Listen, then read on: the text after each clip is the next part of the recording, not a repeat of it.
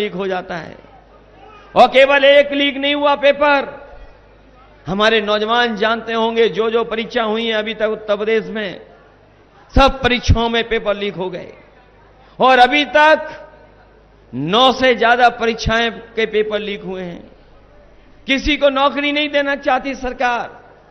अभी हमने जब गणित का हिसाब किताब लगाया तो मैंने कहा कि अगर उत्तर प्रदेश में जो परीक्षाएं जिनके पेपर लीक हुए हैं उन नौजवानों की संख्या 60 लाख है, और यही 60 लाख नौजवान अगर उनके मां बाप को जोड़ दें तो 60 लाख परिवारों में 3 सदस्य हो गए जो इस सरकार के खिलाफ हैं। अगर 60 लाख का गुणा हम 3 से कर दें तो 1 करोड़ 80 लाख बनता है। और यही 1 करोड़ 80 लाख अगर 80 लोकसभाओं से भाग दे दें तो हर लोकसभा में 2,25,000 इस भारतीय जनता पार्टी का वोट कम हुआ है। जिस दल के खिलाफ किसान और नौजवान हो वो सरकार बचेगी कैसे, ये बता दो हमें आप।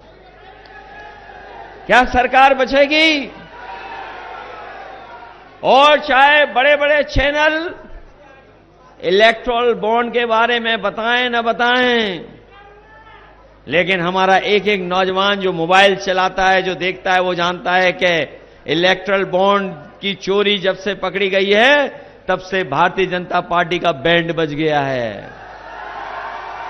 और जब कभी इलेक्टोरल बॉन्ड के बारे में बात होती है तो बीजेपी के लोग घबरा जाते हैं, कईयों को बेहोशी छा जाती है। इलेक्टोरल बॉन्ड का नाम सुनते ही भारतीय जनता पार्टी के कुछ नेता इलेक्टोरल की मांग करते हैं, इलेक्टोरल की मांग करते हैं, इतना घबरा जाते हैं कि उनके पास कोई जवाब नहीं है, इलेक्टोरल पीने का काम कर रहे हैं। बताओ इलेक्टोरल बॉन्ड में चोरी हुई है कि नहीं चोरी हुई है? कोई चंदा दे तो कम कम चंदा देता है, कोई 5,000 देता है, 10,000 देता है, 1 लाख देता है, 2 लाख दे देता है, लेकिन कोई 50 करोड़ नहीं देता है, 100 करोड़ नहीं देता है, 1,000 करोड़ नहीं देता है। याद है कि नहीं याद है?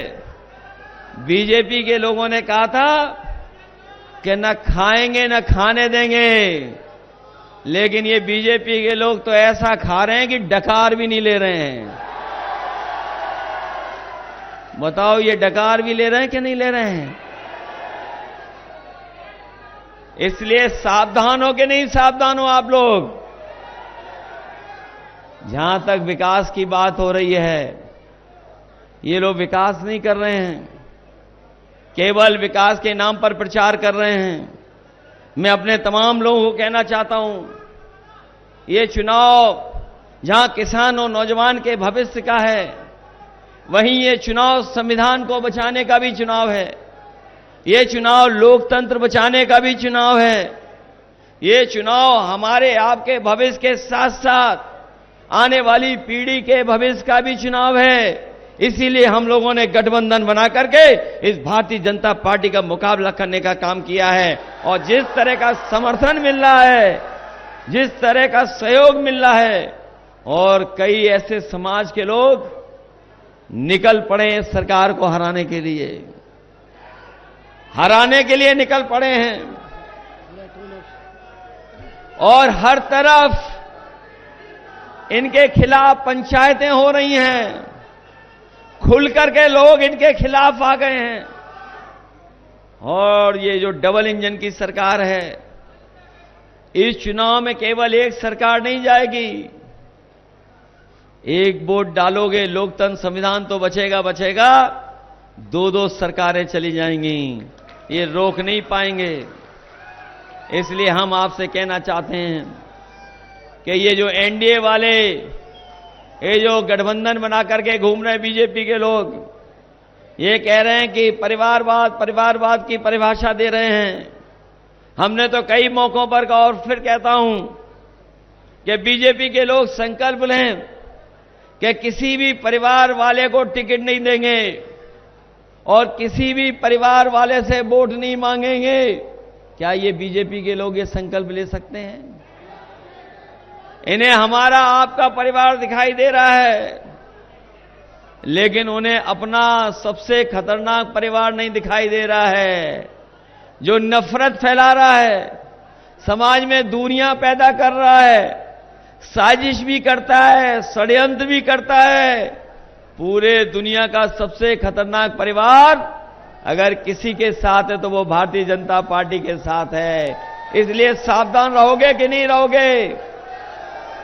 मैं आपसे एक बात और कहना चाहता हूं, जब कभी हम लोग तानाशाही का नाम लेते हैं, हिटलरशाही का नाम लेते हैं, तो हमें और आपको वो जर्मनी याद आ जाती है। याद रखना, जो जर्मनी का तानाशाह था वो लोकतंत्र के माध्यम से ही, वोट के माध्यम से ही पहुंचा था, और एक बार गद्दी पर बैठ गया था, फिर गद्दी से नहीं हटा। इसलिए हम आपसे अपील करना चाहते हैं, आज तो वोट डाल ही रहे हैं लोगों ने ऐतिहासिक वोट डाला, अभी तो शाम तक वोट डालेंगे। जहां पहले क्षण में लोग वोट डाल रहे हैं सुबह से, मैं उनसे और अपील करता हूं कि जब तक उनका वोट पड़ जाए तब तक लाइन से न हटें, और जो साथी अगर वोट के लिए रह भी गए हैं तो उनको बुला करके वोट डालें, क्योंकि यही वोट है जो हमारे लोकतंत्र और इन तानाशाहों से बचाने का काम करेगा। क्योंकि झूठे लोग हैं, ये झूठे लोग हैं, और झूठ के साथ साथ ये लूटने का भी काम करते हैं। हम अपनी उपलब्धियां क्या बताएं? हमारे बुलंदशहर और नोएडा, ग्रेटर नोएडा के लोग जानते होंगे कि जब जब समाजवादी सरकार आई है, काम किया है।